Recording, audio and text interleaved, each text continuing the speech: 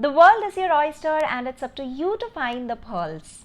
Hey, this is me Nivea, and today I'm going to speak about 5 books that are equally made well into movies. It's not very often that you find that the movies are equally good as the books from which they are adapted or based upon. And that's quite understandable because books are much more detailed and you also get to imagine a lot while reading, which is not the case while you watch a movie. But these 5 movies are exceptions. They are exceptionally good as the books. Alright, so let's check which they are. Out of the 5 books or movies that I'm going to speak about today, there is only one book which I read after watching the movie, and that is The Pursuit of Happiness. So after watching this movie, I researched more to know more about the protagonist Chris Gardner because it's a true story, and that's when I came to know that he himself has written a book under the same title, The Pursuit of Happiness. So let's start with the movie first. It was released back in 2006, a huge blockbuster with Will Smith and his own son portraying the main characters so beautifully. So the story is about a struggling parent who basically dreams of having a better life for his young son. He is evicted from his apartment and is forced to stay out in the streets. And he finds a job wherein he's not paid because he's an intern, and he has to outshine the rest of the 19 interns to get paid or to be permanent there. And that's going to happen only after 6 months. Now coming to the book, I'm so glad that I read this book because the movie is just a segment of this book. Like, you get to know more about Chris Gardner's childhood, his stepfather who was very abusive, and much more in the book which is not there in the movie, which is quite understandable because movies definitely have time-bound limitations. Both book and movie are highly motivational, inspiring, uplifting, and very emotional and intense. You can watch this movie on Netflix and you can purchase this book from Amazon. I'll share the links in the description box of all the movies and books that I'm speaking about today. Alright, with that, let's go to the second one in my list. The second book or movie in my list is My Sister's Keeper. The book and the movie shares the same title, and it's a very touching story about an 11-year-old girl named Anna who files a case against her own parents for lending her body cells or organ to her elder sister who is suffering from acute leukemia and is gradually dying. The climax of the movie is very different from that of the book, and it's quite debatable as in which is better. I personally was able to connect more with the book's ending than the movies. Let me know through the comment section which you preferred and why. Alright, now let's go to the third movie and book. A Man Called Obi.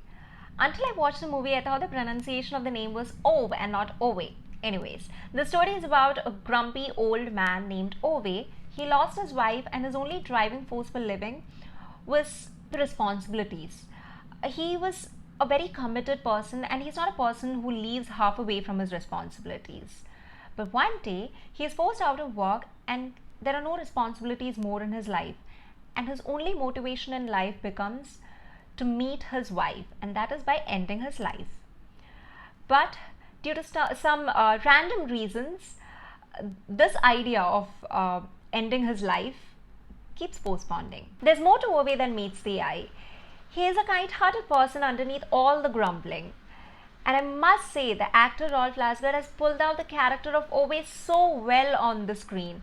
I mean, when I had read the book, I had sketched the character of Ove, and that's exactly what I could see on the screen as well. It's just so amazing how he has portrayed the character. It's a Swedish movie, but then I could find the movie on YouTube with subtitles, so I will share the link in the description box. I would definitely suggest you to go ahead and watch the movie as well as read the book. With that, let's go to the next one in my list. The Boy in the Striped Pajamas. I have spoken about this book multiple times in my previous videos because this is one of my favorite books. The book and the movie is all about 2 boys who live in altogether different worlds, just separated by one fence.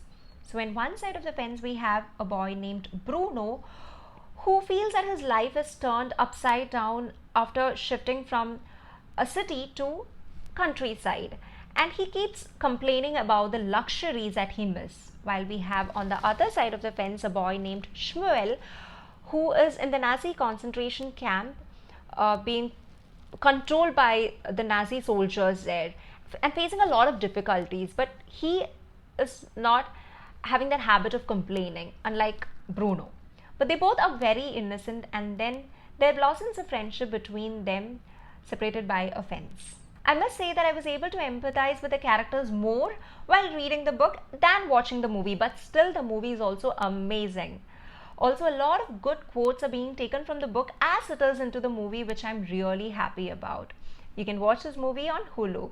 It's definitely a worth watch, and similarly, it's definitely a worth read as well. So go ahead, read or watch this movie, or do both. With that, let's go to the last book or movie in this list. Wonder. This book and movie is about a 10-year-old boy named August who is born with facial differences. He's being stared all the time by people and bullied in school. The story has a very good message, and in fact, the author herself wrote this book when her son once cried seeing a girl with facial difference and she did not know how to handle the situation. It's a well-intended book and movie. Definitely must read or must watch for all age, starting from children to any age, in fact. If you like reading, go ahead and read this book. If you like watching movies, go ahead and watch this movie. Do either of this or both, because you should definitely not miss this one. The story lets you rethink, what if you go to a place wherein all the people there have similar faces and you have some facial difference when compared to them?